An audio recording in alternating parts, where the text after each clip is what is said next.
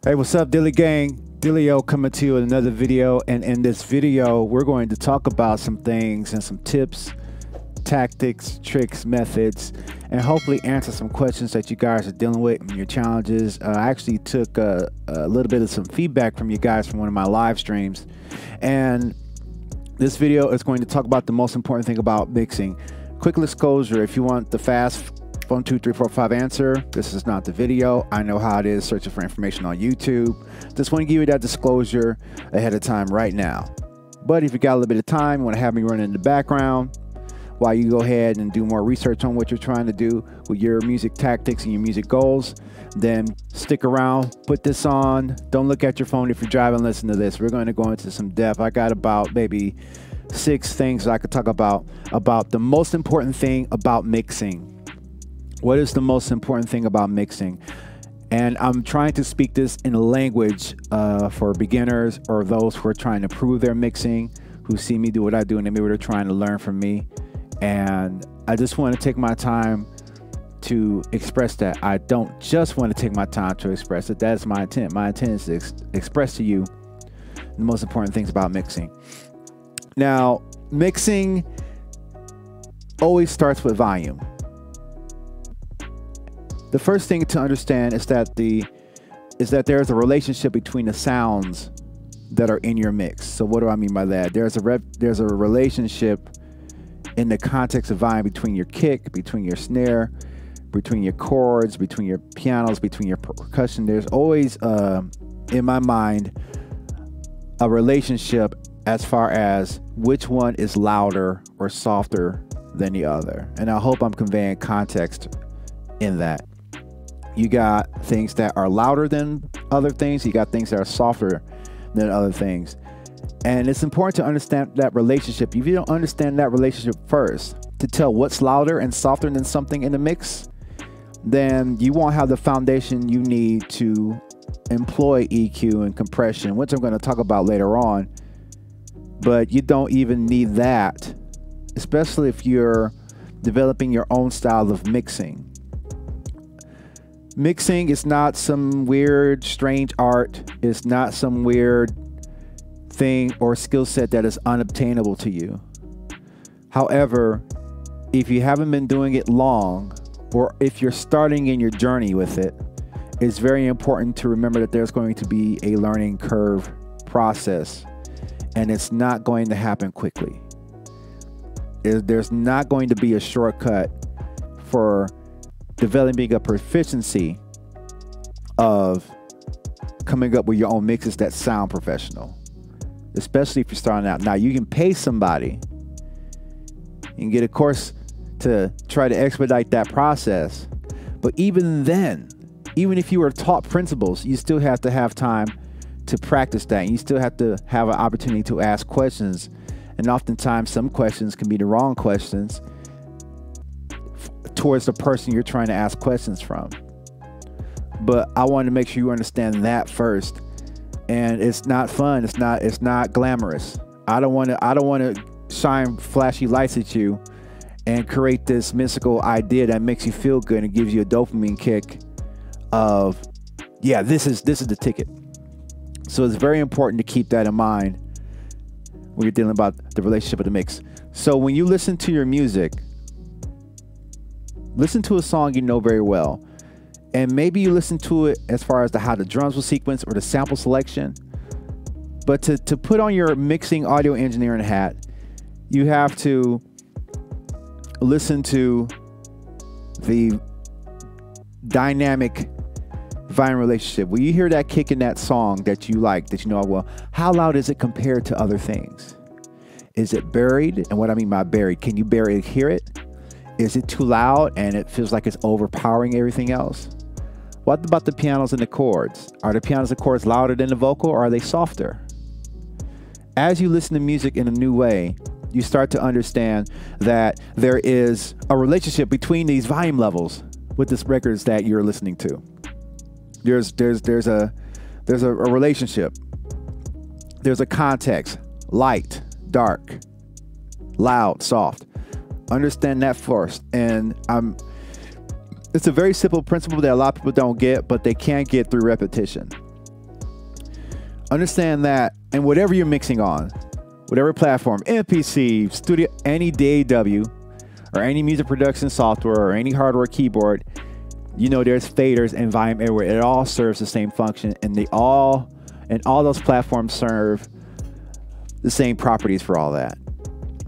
There's a volume knob for everything we use now.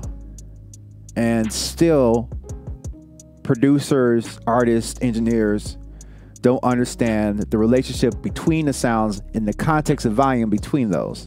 They just don't. They can still learn, or maybe they're in that part of that journey. There is going to be a part of your journey where you may be incorrect, but your incorrect way works for you, or your incorrect way is correct for you, but incorrect in someone else's point of view. And that's totally fine. That's part of the human experience. And also know this, that for every tutorial you watch on YouTube and every course you look at, whatever class you go to, there is an exception to every rule. There is an exception to every rule. So try to remain open-minded in learning new methods and techniques and tactics as far as how to make the mix sound better. And it's a deep thing, but it's not rocket science. It's not a mythical thing. It's just that perhaps maybe you don't have the wheel time behind it. And don't get frustrated at that, because if you keep messing with it and if you keep wrestling with it, I don't see this glorified a lot on YouTube because it doesn't provide a dopamine kick to increase your watch time and statistics. It doesn't follow the tactics that I've seen and read about and learned about as far as how to keep you interested. This is for those that are seriously want to hear about how to do this. And I'm talking about it. And I'm hopefully I'm providing some value to you here.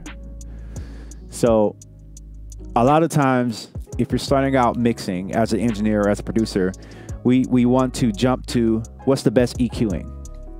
What's the best compression settings? What's the best this? What's the best that? What's the best? And you can have all those things in the world, but if you don't know how to set your volume levels, gain staging, that's another word people like to use. If you don't know how to set your volume levels, none of that will matter. You can have the entire library of splice. You can have the entire library of splice and yet still have a mix that won't hit them in the head because you don't understand the relationship that each sound must have with each other that creates the recognition to other people what a good mix is. Everybody knows what a good mix is because we listen to music all the time. We're all trained to know what a good mix is. And when we hear something that doesn't match what we hear repeatedly, then the anxiety kicks in for what we're trying to do and say, man, it don't sound right. And you're probably right. And now you wrestle with finding out why, and also finding out why for your context.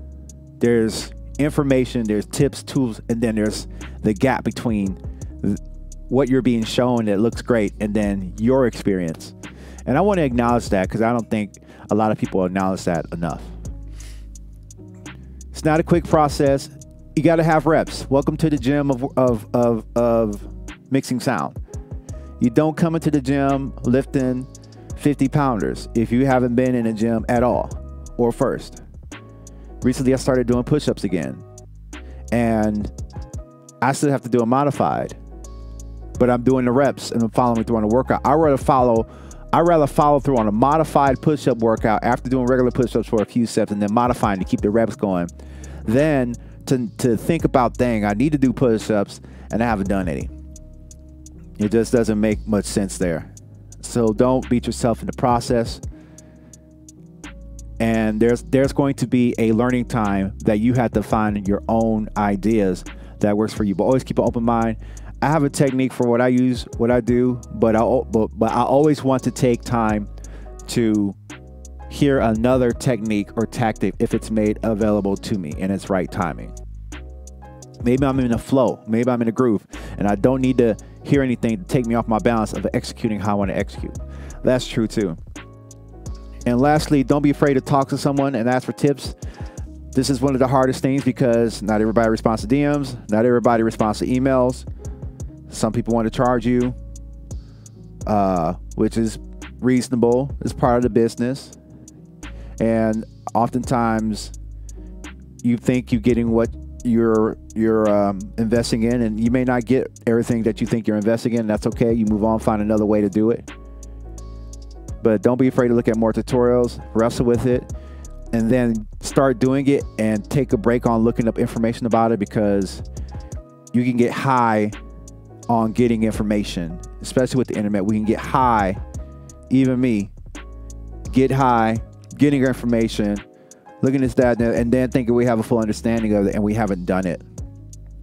And we haven't done it or tried things on our own and made our own mistakes and our own failures. We want to expedite this process, and I understand that. And we are in a very expedited culture. We're in a very expedited culture. I get that. But don't be afraid to ask for feedback. Put it out there. Don't be ashamed of it not sounding good and sharing it with the world. You will get feedback. And as you get feedback, you'll learn more things.